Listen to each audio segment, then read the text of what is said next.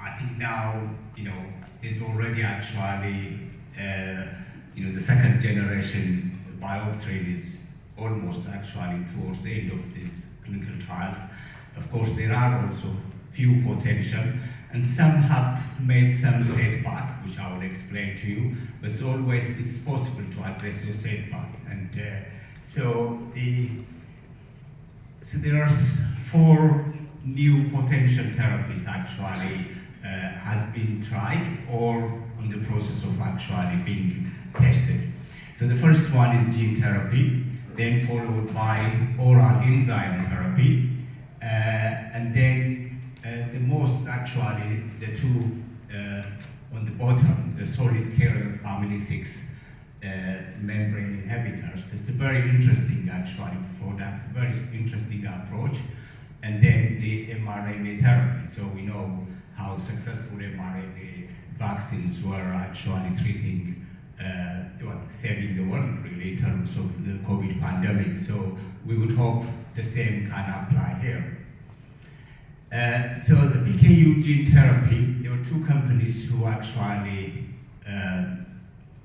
have their study started. I think we were involved in one of the study, the BioMarin BM1307, which I will talk you through. And then Homology is the other, both US-based companies. So the gene therapy in concept is actually very, old concept. It's been on actual, testing for nearly 30 years. And we thought for any genetic condition, that would be the main solution. I think probably it may well be also the main solution, so I think we shouldn't be disappointed. So they faced some setback, and then there was a delay of another 20 years. But in the last 10 years, there's a lot of gene therapy trials, and in fact some are already actually in treatment for a patient care. Hemophilia is a good example.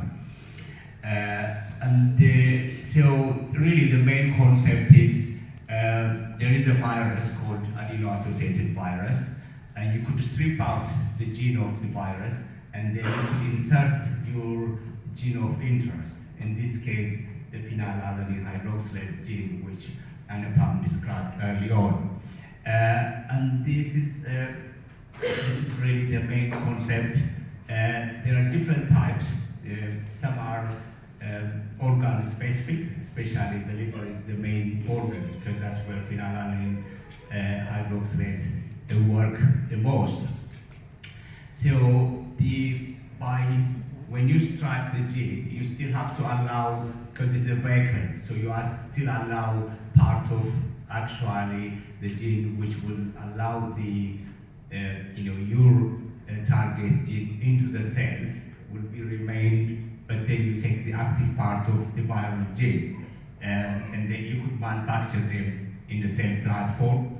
And the advantage is actually you could give one single dose that could be for life. Of course, life, we know the liver, change itself, it undergo turnover, especially in children's.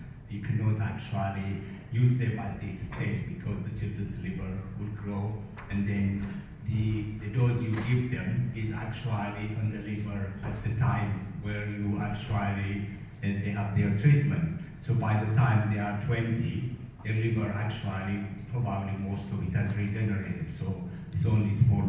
So that's why the study was taken mainly by adult.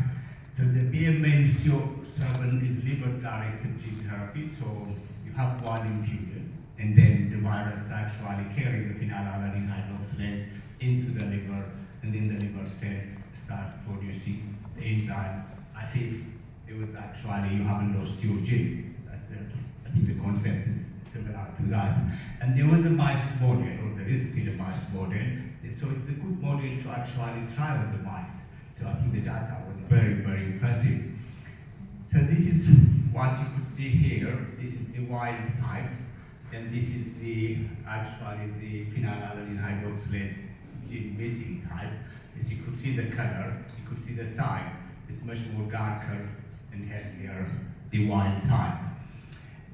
So in the first things what you see, I think essentially here the untreated mice, both at this stage, and this is the healthy one, and this one is given the phenylalanine hydroxylase gene. When you see the change, it's remarkable. Here there's no change because this is vehicle treated, and this is a wild type, so what's what you would expect, and this is what the gene therapy treated mice, the color change. So really it is remarkable. Of course, in the early days prior to dietary therapy, the actually light skin is one of the future of PKU. And then when you look at the blood phenylalanine level of a different actually, so this is the vehicle which is untreated, and this is the red one, is actually the healthy one. And then when you give them AAV gene therapy, the level drop from over 2,000. Imagine if you could achieve that success in human, almost everyone could eat normally without really any limitation. And then it stays throughout the lifespan of the mice. So that is really, I think in a preclinical trials, when you actually, the company approached you to undertake human data, you don't get as powerful result as this animal model. And then when they looked also the blood phenylalanine level and the others in the brain, look the level. This is a wild type, as you expect, very low. And then this is the treated one. Untreated one could be actually, as the level is as high as 1,000 micromole per liter. So really, that's a drastic difference. Again, you could look at the others actually, amino acids, tyrosine, tryptophan, again, similar chain. So really, this is a very powerful result. Of course, we went on with that, and we actually dosed the first patient in the world. And we treated as a part of early phase, this mainly actually to understand the safety tolerability of the product. And then the next patient, the second dose, were actually the higher dose were treated. And we think actually, wow, that's a very good product, so we'll continue. But what happened in any gene therapy, one of the problems you see when you give actually the gene therapy into the liver cells start reacting to it. And when it starts reacting to it, the way we do, we try to suppress the immune system. The steroid is a good actually treatment we give. And that has worked. And that's also what happened with other gene therapy trials of similar in the past. But what biomarine scientists did, they knock out the gene of the PKU mice, and they actually knock out the immune system altogether. Of course, if someone is immune deficient, you are prone to infection, you are prone to cancer. So the mice, which actually what we call them double knockout, so they lost the phenylalanine hydroxylase gene plus their immune cells, especially the T cells. And then the mice actually developed liver cancer. Of course, they have to report that to regulators. The regulators say, well, you have this result, you can't continue with the study. Of course, the problem is we couldn't continue with the steroid treatment. That's what the other hemophilias and other gene therapies has done, with a great success. So now they're not allowed to continue, and you cannot also prove it otherwise, because we're not treating immune deficient humans, we are treating immune competent humans, so that shouldn't have been the case. And we know more than 10,000 people have been given gene therapy for various reasons, and I think the liver cancer is extremely rare. So that's one of the reasons this study was stopped.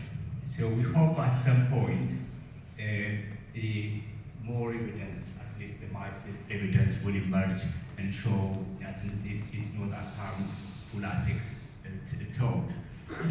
And the other one is the oral phenylalanine ammonia lyase. I think pegvalase, you must have heard, many of you, we don't have access to him, but in the States and mainland Europe, they use them as an injection. It's effective, and you could use them for classical PKU too, but it has its own limitation because partly it's an injectable and partly it has high risk of hypersensitivity reactions, so you have to actually desensitize people.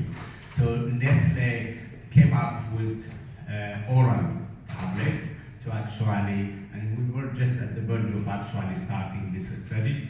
And so what they did look at the phase 1 trial, which undertook in Australia.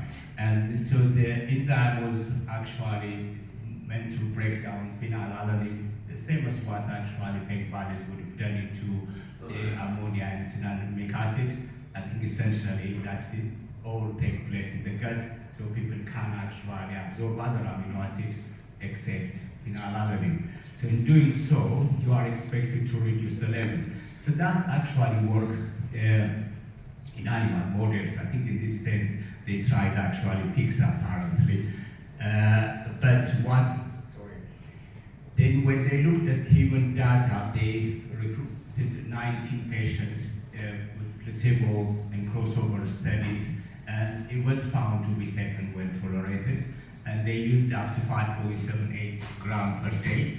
However, the phenylalanine level reduction was very limited in human. It's only 2 to 5% reduction. Of course, that limited actually the continuation of this study. So they are working on it to refine it actually. But otherwise, it will be really another new treatment modalities available to us.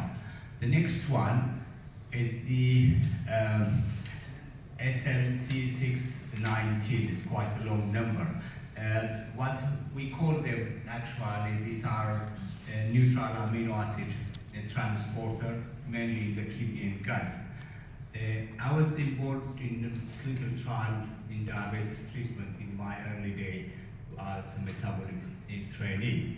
And one of the treatments was, some of you might be aware actually, what we call them SGLT2 inhibitors. So what happened is you have got too much sugar in your blood when you have diabetes, and then if you force the kidney to excrete a lot of it, then actually the sugar level comes down. I said, well, what a silly idea, because yes, you could do that, but it's not addressing the underlying cause. Of course, one of the things also what in the clinical trials we noticed, most patients were blinded, but then you could see them, oh, I have had a number of water infections. Of course, when you have got too much sugar in your water work, it's prone to have a water infection. And but then, as a part of any trials for diabetes drug, you have to make sure it doesn't affect the heart muscles, because the previous actually diabetic drugs were withdrawn because of their impact on the heart. So when it was tested, these products now is one of the most effective treatments for heart disease. It certainly is one of the most also effective treatment for diabetes, just by actually forcing the kidney to excrete much of it, and then the blood sugar is exactly the same principle what's actually here applied. So amino acids are the same as sugars. When they are in the blood, they need to be cleaned and recycled back. So the kidney actually have a filtering tools, which we will discuss. So this transporter really played a big role. I think I could show you in this diagram here. So if you just ignore the other side, this is more, so this is what we call them the kidney filtration unit, or what we call them glomerular apparatus. Apparently we have about 1 million of each actually. It's like a ball-like structure. So everything in the blood goes through this filtered first, and then absorbed back into the system. So once it is clean, it will be retained. All that are actually very important. So amino acid, phenylalanine will be one of them, similar to the blood sugar. And then, by the time the blood product gets really very little left, all of them are actually being reabsorbed. But what happened is, if you could actually, this is the solid carrier transporter for amino acids, in this case for phenylalanine number 6A19. then you would, if you block it here, what you would get essentially almost all of them actually will go through the waterwork, and then people lose through their kidney. And similar to the diabetes treatment, which is what I say now is very effective. So it currently has undergone phase 1 trial. It's shown to be safe, and they are actually working on phase 2 studies. In fact, we put a meeting scheduled actually in Germany at the end of this month to discuss the design of the phase 2 studies. So really, it is an exciting product, what they call them JNT517. The next one which we are involved with is the mRNA-PKU therapy. We had an investigators meeting. Claire was there too in Dallas in February, and we are actually progressing very fast in terms of setting up the study. So I think mRNA and DNA, just briefly, to take you back to your biology course, is a cell DNA, codes for RNA, and then that actually turns into protein. So this is where actually the mRNA comes to. mRNA is generally very unstable, and they fall apart within hours. Of course, I made another mistake actually. I think just before the pandemic, Moderna were setting up an mRNA therapy study, and they came and said, "Oh, would you be interested to participate in the clinical trials what we call the organic acidemic patient, propionic acidemia?" Said, "Okay, what's the study?" Then they told me it's about mRNA. Said, "Well, I think my knowledge mRNA is unstable." Said, "Well, I'm not sure actually, this product would work." And say, "No, it would work. We have got a mechanism." So I didn't really trust them. So I said, "Okay, we'll think about it."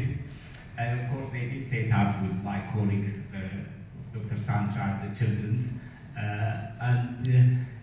It took the pandemic for me to realize actually in the early phase of the pandemic, I saw their phase 1 study while actually they're for a COVID vaccine. So I called them and said, "Well, yes, I would be very interested to participate."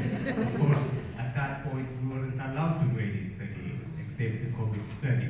So when the COVID study finished, we went on, we enrolled patients, and we just published actually the result in one of the highest actually prestigious journal called Nature, something which I didn't think it would work.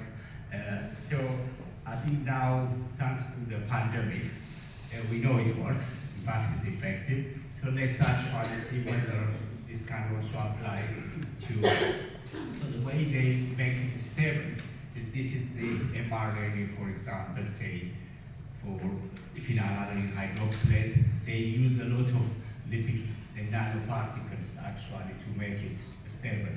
Of course, I didn't understand this technology, and in fact, the chap who helped them developing this, he was one of the main beneficiaries of actually the company's fortune post-pandemic.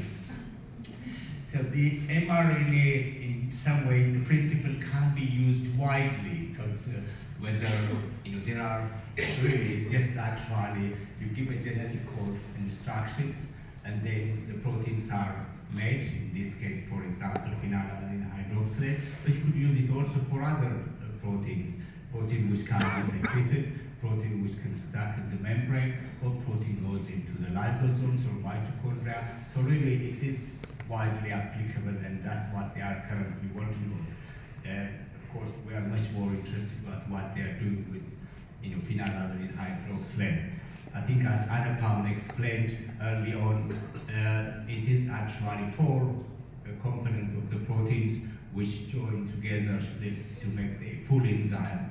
Of course, when you have a deficiency, either you don't have enough of it, or it may not assemble properly, and eventually it doesn't work as it should be doing. So what they did, they looked at the animal model, again the mice, the poor mice, and then they tried different doses.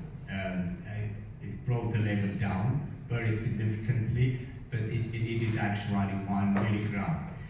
So unlike the gene therapy I showed you early on, this level it didn't stay all the way here. So it did seem to go up after a while. So that means we need more frequent treatment actually for this condition. But certainly it does bring it down, from nearly 2,000 around to actually 120 or 100.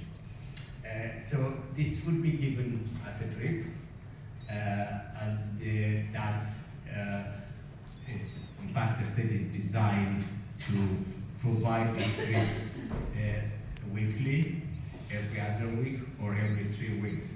So I think people in the room may actually say every week may well be intense, but of course the main concept is, as we have seen it early on, it doesn't last like the gene therapy, but it's still, of course, we have a lot of patients with enzyme replacement treatment for lysosomal storage disorder, where people receive enzyme replacement at home every week or every other week. So I think probably that's what we may be heading. So these slides are provided by Moderna themselves for this meeting, actually, so I'm grateful for that. So the study is called mRNA 3210 to evaluate it was mainly really the safety and tolerability. So this will be a phase 1 study. And the study participants will get mRNA therapy. It has to be in the hospital setup as expected for any actually. And then the treatment, as I mentioned earlier, it could be every 3 weeks, every 2 weeks, or every 1 week, up to 12 doses. And then after that, then patients will be, I think by that stage, we also will know the optimum dose, we know the optimum frequency, and then the extension phase will continue. So in terms of inclusion criteria, I think essentially it's all adults between 18 and 17 years, and the blood phenylalanine level at least on 3 readings more than 600 micromole per liter.